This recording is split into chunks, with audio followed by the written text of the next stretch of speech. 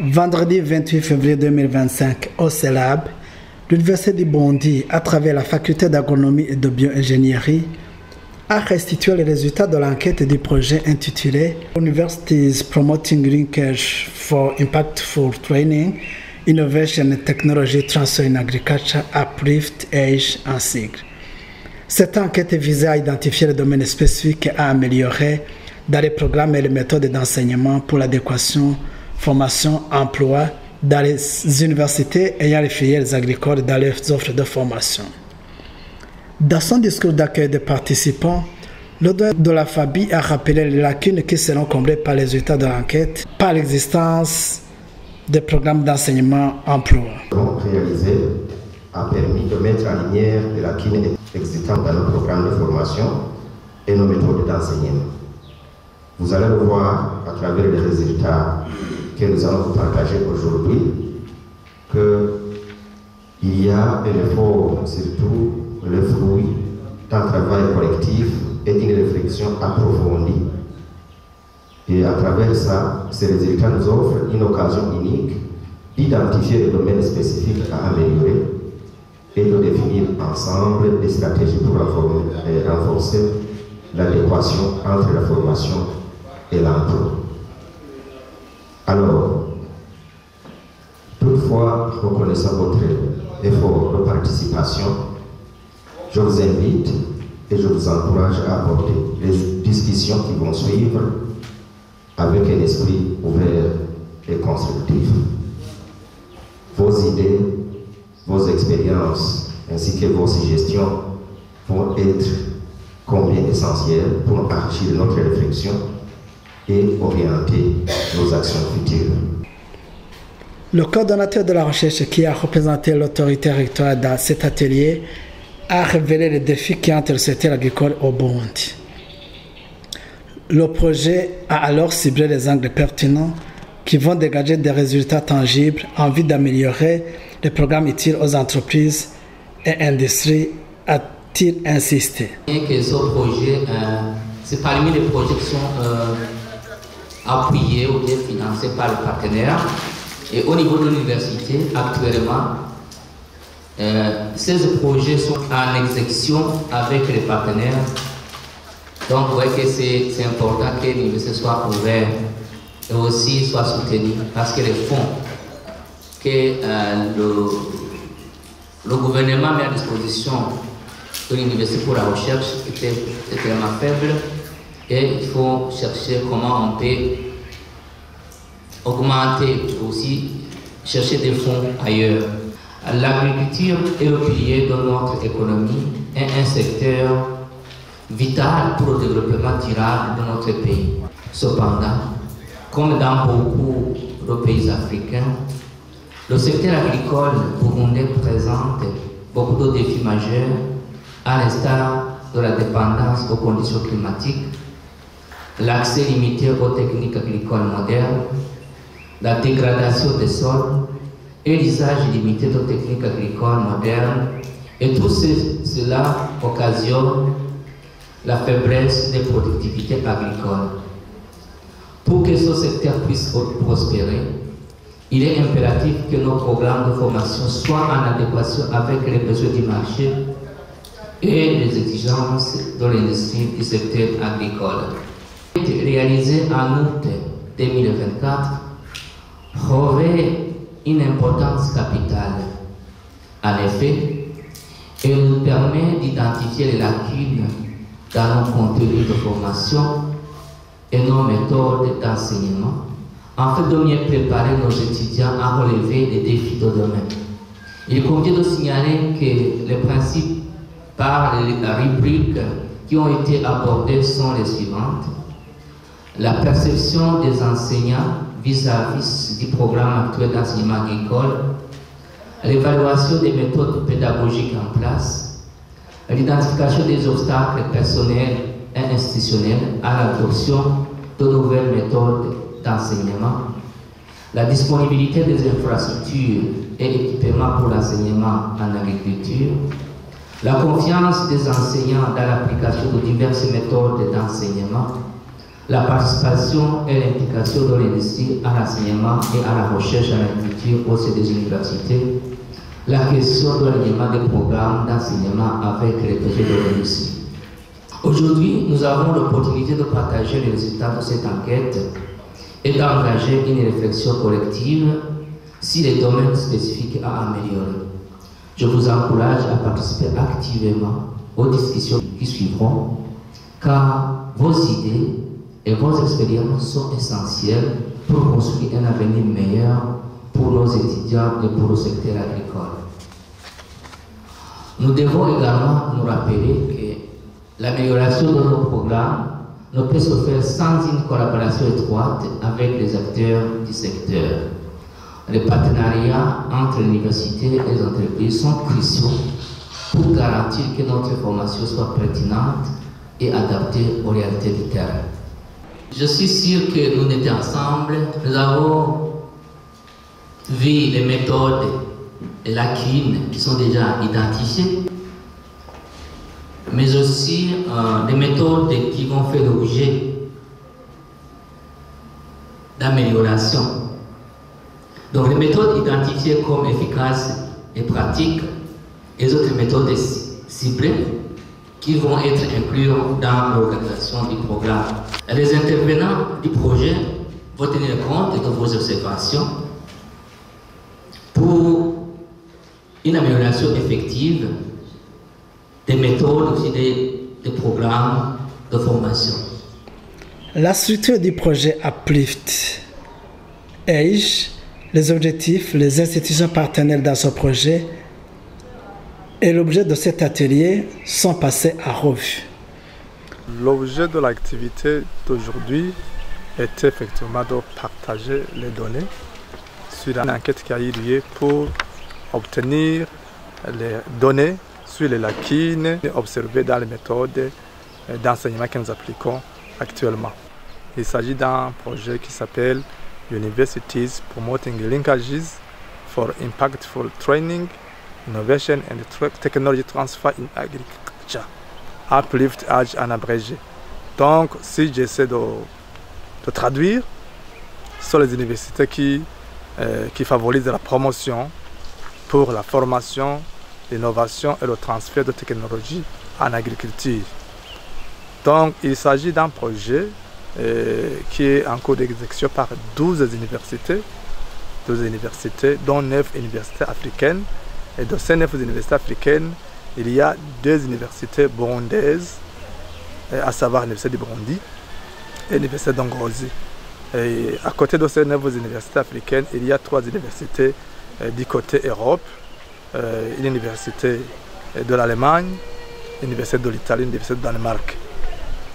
La coordination au niveau régional est assurée par Kenyatta University, et puis le projet est financé par l'Union européenne dans le cadre du programme Erasmus+. Dans ces objectifs, le projet vise à améliorer l'efficacité des établissements d'enseignement supérieur dans les 4 pays, là je vais dire le Burundi, le Rwanda, le Kenya et le Zimbabwe. Donc, améliorer l'efficacité de ces établissements supérieurs en renforçant les relations avec les acteurs et les parties prenantes de l'industrie agricole, en introduisant des méthodes améliorées d'enseignement de l'agriculture avec les rôles spécifiques pour l'industrie dans les activités de co-enseignement, en concevant des programmes innovants qui améliorent les connaissances, les compétences et les attitudes pour l'employabilité et l'esprit d'entreprise, et enfin en renforçant les capacités d'innovation et d'entreprise des établissements d'enseignement supérieur par la création et le renforcement de la fonction des centres d'incubation et de l'innovation. Le docteur Alfred Nimbona, porteur d'un des volets du projet, a précisé l'objet, la méthodologie et les résultats de cette enquête quantitative. L'objectif de cette enquête, de cet atelier donc, c'était d'identifier les lacunes se trouvant dans les programmes du contenu et les méthodes d'enseignement dans les établissements supérieurs d'enseignement agricole. Les résultats sont variés. Nous avons pu voir que parmi les méthodes d'enseignement, il y a des méthodes d'enseignement qui sont plus utilisées que les autres, et les autres qui sont quasi absentes.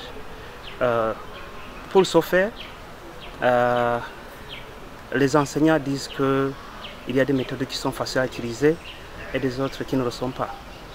Cette étude était basée sur 9 universités de 4 pays, en l'occurrence au Burundi, à l'université du Burundi et à l'université d'Ngozi. Au Rwanda, il y a aussi 2 universités. Au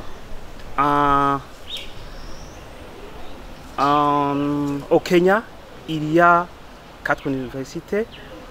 Au Zimbabwe, il y a 1 université. Pour la méthodologie qui a été utilisée pour élaborer les instruments de recherche, nous avons utilisé des méthodes quantitatives, parce que nous avons vu que collecter les données de ces 4 pays d'une façon quantitative, ce n'est pas une chose facile, et on a adopté une méthode quantitative qui est même plus pratique que l'autre méthode quantitative. Les obstacles qu'on a pu identifier après cette enquête, ils sont de 2 catégories. Il y a des obstacles personnels et des obstacles institutionnels. Commençons par les obstacles personnels. Nous avons vu qu'il y a le problème lié aux mentalités, qui est qu'on appelle la résistance au changement. Il y a des gens, des enseignants, qui veulent rester, ou bien qui veulent utiliser les méthodes archaïques au lieu de s'adapter au moment. Deuxièmement, il y a aussi des méthodes, le problème lié à la formation pédagogique qui est insuffisante, parce que beaucoup évoquent qu'ils n'ont pas été formés, même s'ils ont eu une formation pédagogique, c'est pas suffisant. Ils veulent que on organise encore des formations pédagogiques qui peuvent les aider à vaquer leurs activités. Il y a aussi des méthodes d'enseignement qui sont méconnues. C'est méconnu par pas mal d'enseignants qui nécessitent aussi une formation supplémentaire. En ce qui est des problèmes ou bien des lacunes institutionnelles, on évoque le manque d'internet, connectivité. On évoque aussi le problème lié au manque d'infrastructures qui sont adaptées. Aussi, on a remarqué aussi que les classes sont nombreuses, avec peu de ressources humaines. Aussi, le matériel est quelquefois inadéquat. Quelles sont alors les grandes réalisations et perspectives de ce projet? Jusqu'à aujourd'hui, en mars 2024, je ne me rappelle pas bien la date, nous avons conduit un atelier de sensibilisation de ce projet auprès des différents partenaires. Quand je parle de partenaires, comprenez bien les enseignants, les représentants des industries, les secteurs agricoles et les représentants des étudiants. Un peu plus tard, en juin 2024, nous avons conduit une enquête pour obtenir des données sur l'état des collaborations entre les facultés et instituts intéressés par le secteur agricole et les industries entreprises de ce secteur. Donc vous comprenez bien que c'est une enquête qui rentre dans le Work Package Number 2, au numéro 2.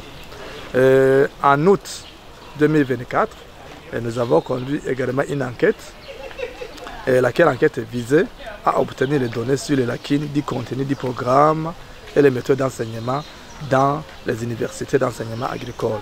Donc là aussi vous comprenez que c'est une enquête qui rentre dans les activités du Work Package 3. Et donc c'est dans le cadre de l'atelier qui nous a réunis aujourd'hui.